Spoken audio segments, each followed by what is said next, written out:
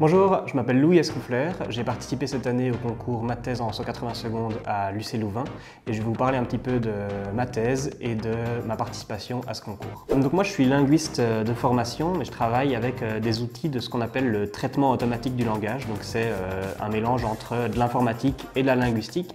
Et j'utilise ces méthodes-là pour les appliquer au discours journalistique. Et donc j'analyse la subjectivité dans le journalisme francophone et j'essaye de détecter automatiquement où se trouve l'opinion et où se trouve l'information dans le discours de presse en français, en Belgique, mais aussi spécifiquement au Québec, dans le Canada francophone.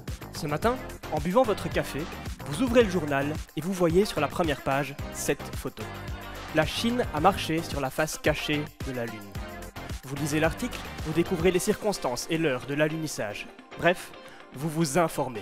Donc mon sujet, c'est pas un sujet qui est si compliqué au final à comprendre que ça par rapport à tous les autres sujets que j'ai découverts pendant ma participation au concours. Au final, moi je travaille sur la presse et sur des choses que les gens sont amenés à côtoyer tous les jours. Et donc il a fallu que je trouve un angle suffisamment original pour pouvoir attraper l'auditeur et le public. Et donc j'ai d'abord commencé à chercher là-dessus, à chercher un angle. Au final, je suis parti sur celui de la Lune et pour avoir une image, pour avoir une métaphore que je pouvais réutiliser sur ces 3 minutes. Sauf que ça ne s'est probablement pas passé comme ça. Si vous êtes comme moi, ce matin, vous avez ouvert votre smartphone et vous avez scrollé en essayant de vous réveiller.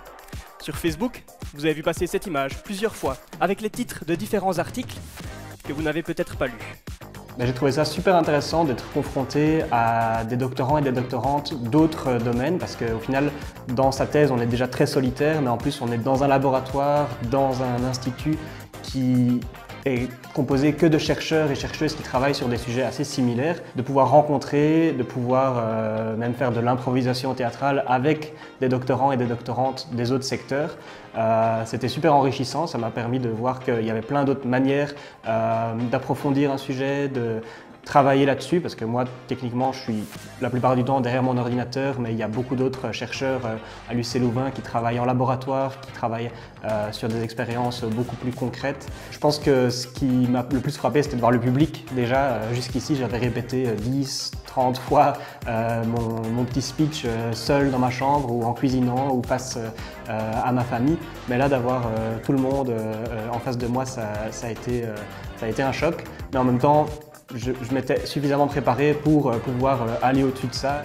Et le troisième, Louis. Je ne m'attendais pas du tout à remporter un des prix. Vu que le niveau était tellement haut cette année, j'étais déjà très content d'être arrivé au bout et de pouvoir faire ça sur scène. Mais quand je l'ai appris, évidemment, j'étais vraiment content de pouvoir représenter l'UC Louvain à la finale à l'ULB le 16 mai.